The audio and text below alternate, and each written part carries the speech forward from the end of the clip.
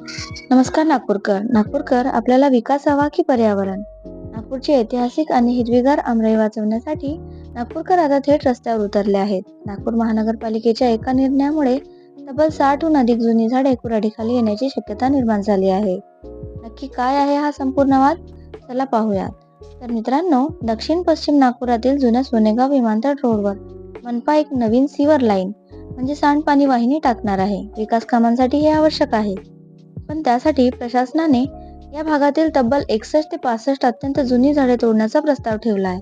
आश्चर्य म्हणजे मनपाने यातील फक्त 3 झाडांना हेरिटेज दर्जा दिलाय आणि उर्वरित 58 अधिक वर्षानुवर्षे उभी असलेली झाडे तोडण्याची तयारी केली आहे.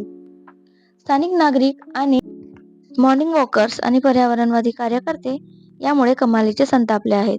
नागरिकांचा सवाल आहे की कोणतीही जाहीर सूचना न देता, लोकांची मते जाणून न घेता झाडांवर नोटीस का चिकटवण्यात आली? आता नागपूरकरांची एकच स्पष्ट मागणी आहे, झाडे वाचवा आणि सीवर लाईनचा मार्ग बदला. तर मित्रांनो, सांडपाण्याच्या वाहिनीसाठी दुसरा मार्ग निघू शकतो, पण ही 100 वर्षे जुनी झाडे पुन्हा आणता येणार नाही. विकासाच्या नावाखाली निसर्गाचा हा बळी देणे योग्य आहे का? तुमचे मत कमेंटमध्ये नक्की सांगा. आणि नागपूरच्या या पर्यावरणाच्या लढ्यासाठी व्हिडिओला लाईक आणि शेअर नक्की करा.